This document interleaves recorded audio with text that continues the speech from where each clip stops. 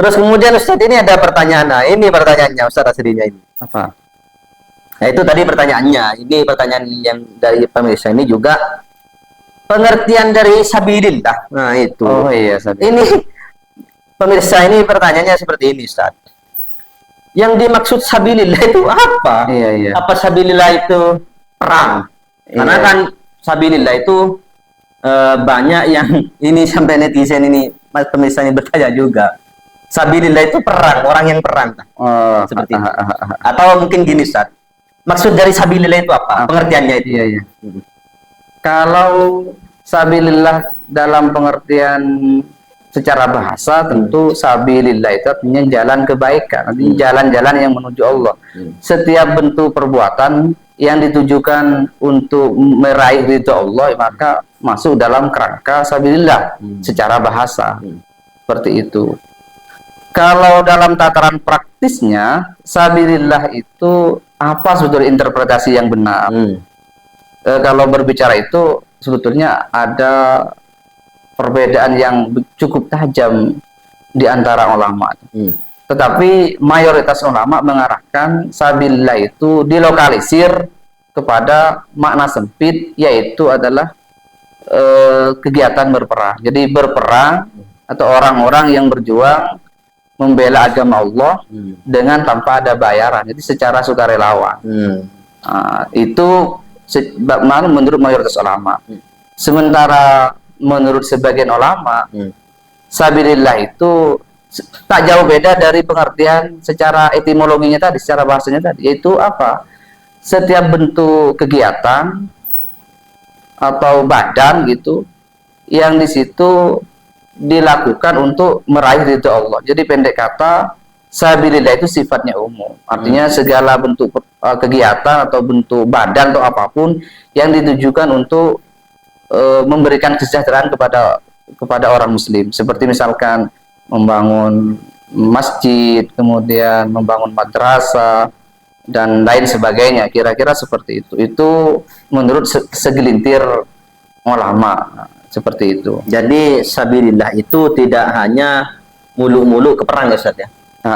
Termasuk juga orang yang membangun atau ngopeni masjid, ngopeni madrasah, pondok pesantren dan lembaga atau taman pendidikan Quran itu juga masuk sabilillah juga ya. Dan yang perlu diperhatikan lagi di sini bahwa perdebatan di antara dua ulama ini cukup sangat alot gitu. Gimana?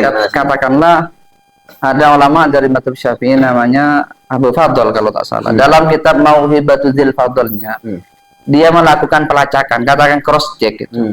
Kan kalau mau jujur kayaknya pertama-tama yang mengemukakan pendapat bahwa sabilillah itu adalah bermakna wujuhul khair secara umum seperti itu adalah wujuhul khair itu apa? Wujuhul khair itu artinya segala bentuk kebaikan gitu. Segala bentuk kegiatan yang di situ ditujukan untuk meraih ridho Allah. Kayak tadi itu membangun masjid dan semacamnya. Itu disampaikan oleh atau mengutip berdasarkan pendapat Al-Qaffal. Setelah dilakukan pelacakan oleh imam tadi itu Abu Fadl tadi, ternyata beliau menyimpulkan tak ada sebetulnya. Imam Al-Qaffal itu siapa sebetulnya yang dimaksud Al-Qaffal itu? Tak ada. Tak ada seperti itu. Ini cuma pelacakan dari Abu Fadl. Tentu dalam fakta di lapangan tidak menutup kemungkinan sebetulnya ada, tapi beliau hanya tak tahu saja seperti itu. Tapi memang terus terang saya pun juga tak tahu. Tapi meskipun begitu, meskipun tak jelas siapa yang dimaksud Al-Qaffal itu, ada sebagian ulama yang mengatakan bahwa sabilillah itu bermakna kayak tadi itu. Tak jelas yang tetapi ulama-ulama yang mengutip itu semuanya menyetujui. Semacam misalkan dalam tafsir raksasanya itu Fakhrul Razi, Imam Ar-Razi setuju. Beliau malah mengatakan begini dalam tafsirnya itu. Bentar, saya lihat di Maktabah dalam tafsir Ar-Razi tentang wujuhul khair, orang yang sabilillah itu, yakni orang yang berbuat kebaikan dalam untuk mencapai ridho Allah. Ya begini nih. komentar beliau, wa'lam anna zahiral lafzi fi qawlihi wa fi sabilillah, bahwa zahir firman Allah yang berbunyi sabilillah itu la yujibul qasra, tidak serta-merta menetapkan pembatasan ala kullil wuzat, kepada hanya kepada para pejuang saja. Falihadzal makna naqala, oleh karena alasan ini Al-Qaffal menukil dalam tafsirnya an ba'dil fuqaha annahum ajazu sarfas sadaqati ila jami'i wujuhil khairi. Jadi karena berdasarkan alasan tadi, Al-Qaffal menukil dari sebagian fuqaha bahwa mereka itu melegalkan mengalokasikan zakat itu kepada wujuhul khair. Berupa apa? Min takfinil mauta, memberi mengkafani orang-orang yang meninggal, wa bina'il husun, membangun benteng, wa imaratil masajid. Kenapa kok seperti itu? Li'anna qaulahu wa fi sabilillah amun fil kulli, karena firman Allah fi sabilillah itu adalah jangkauannya luas, bersifat universal, seperti itu. Jadi dengan begitu Ar-Razi ini sepakat dengan Al-Qaffal. Dan kita tahu kapasitas Ar-Razi, di samping beliau itu pakar tafsir, pakar akidah, pakar sejarah, dan juga beliau tentu adalah pakar dalam fikih. Oleh karena itu, meskipun misalkan orang meragukan siapa ulama yang dikutip Al-Qaffal, tetapi Ar-Razi kan setuju. Dengan Ar-Razi setuju itu barangkali sudah bisa kita berpedoman kepada beliau, bahwa beliau dalam memberikan interpretasi kepada firman Allah fisabilillah itu adalah wujuhul khair. Jadi segala bentuk kebaikan di situ. Jadi untuk pembangunan masjid, bangun madrasah, pondok pesantren, bangun jalan, jembatan dan sebagainya, semua di backup oleh kata sabilillah. Dengan alasan itu sifatnya universal. Karena itu universal, maka tetap dibiarkan dalam universalitasnya. Begitu. Siap. Jadi itu ya pemirsa yang kemarin itu bertanya, jawabannya apakah sudah jelas? Nanti kalau masih belum jelas bisa komen atau chat di WhatsApp.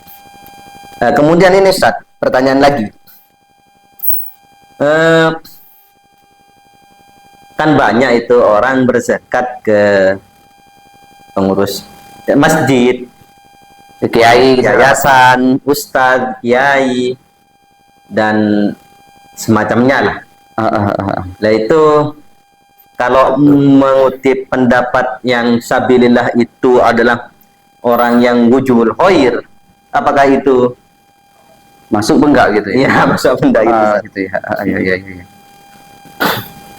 Kalau mereka apakah bisa dimasukkan ke sana, apakah bisa atau tidak? Ya tampaknya bisa. Sebab memang ditemukan kutipan dari pendapat mazhab Maliki bahwa, nah saya cari ya.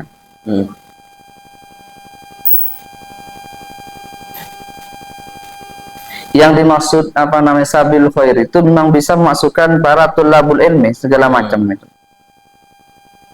Iya.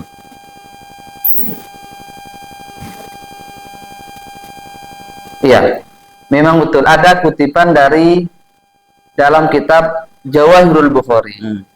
Dalam kitab Jawahirul Bukhari itu dikatakan bahwa kata sabilillah itu sifatnya umum dan masuk dalam kerangka itu adalah para tulabatul ilmi bahasanya, bukan tulabatul ilmi, kemudian orang yang menegakkan keadilan, orang yang mencari kebenaran, dan para penceramah segala macam, semuanya di backup oleh kata sabilillah menurut pendapat yang dikemukakan oleh penulis kitab Al-Jawahirul Bukhari. Seperti itu.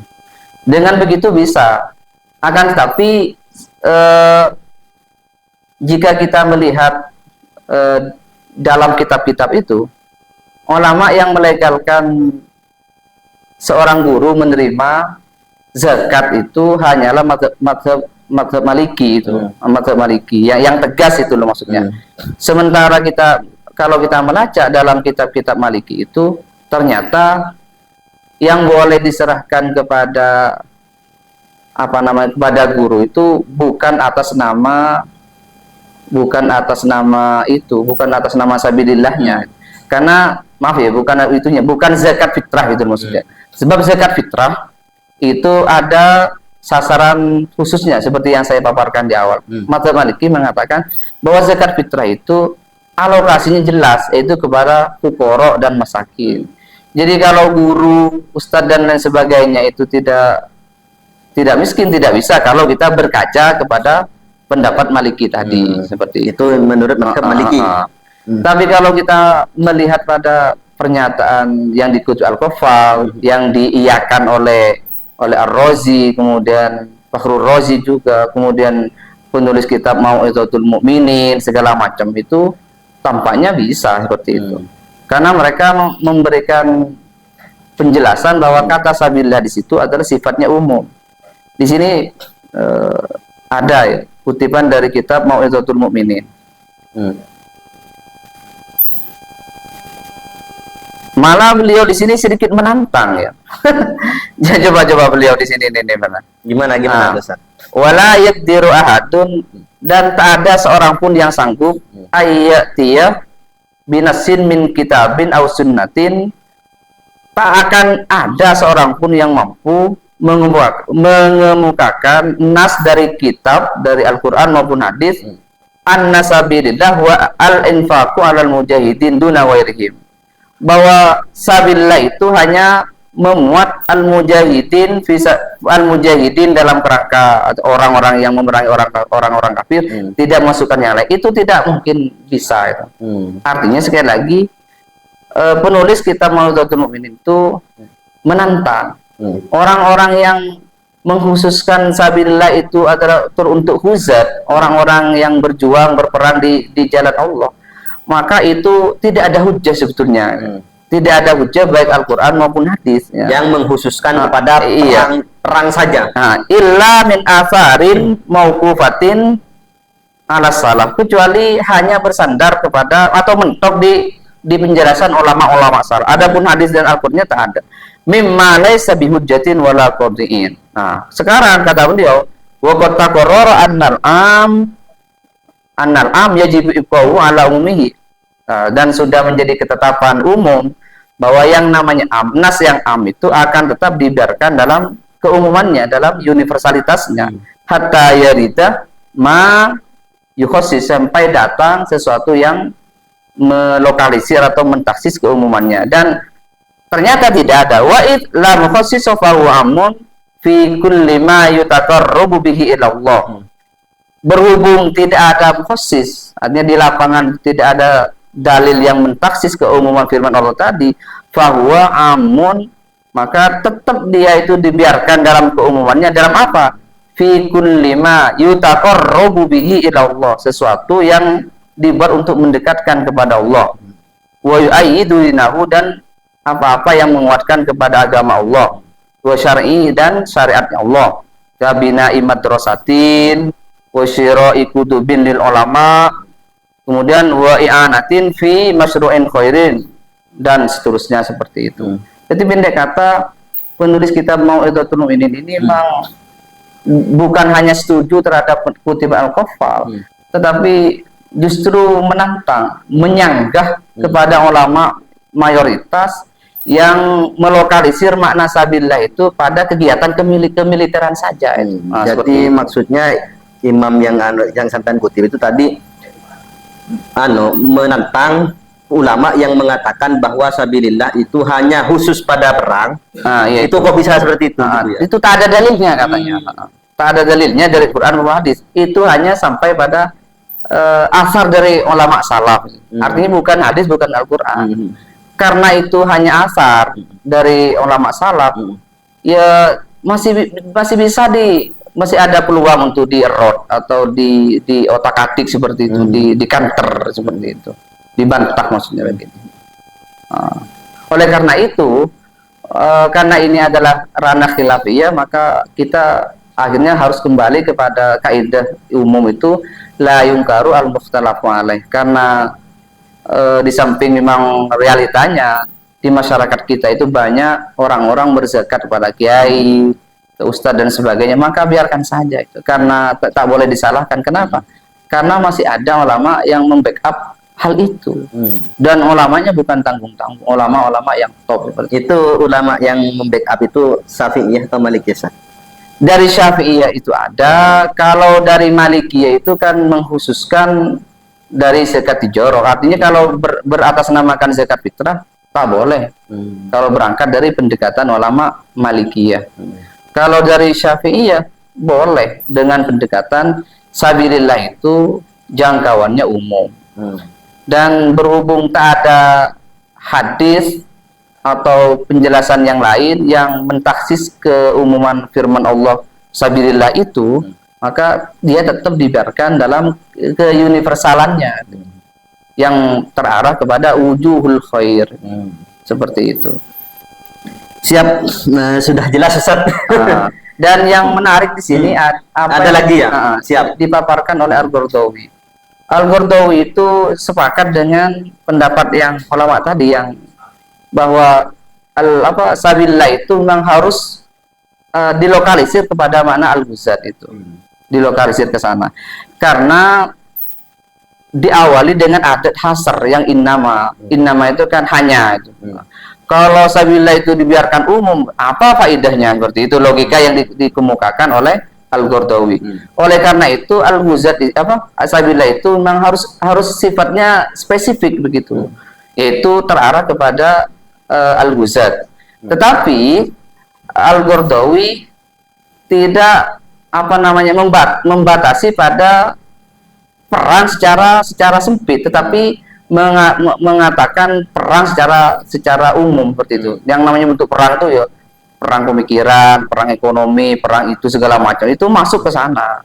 Artinya tidak hanya masuk dalam ranah perang yang identik dengan kemiliteran. Jadi maksud fisabilillah itu jihad tidak hanya dalam hal militer atau perang ya, tapi juga jihad pendidikan, jihad sosial, ekonomi itu juga masuk Ustaz. Ya, kalau melihat perspektif dari Al-Qaradawi seperti itu. Siap.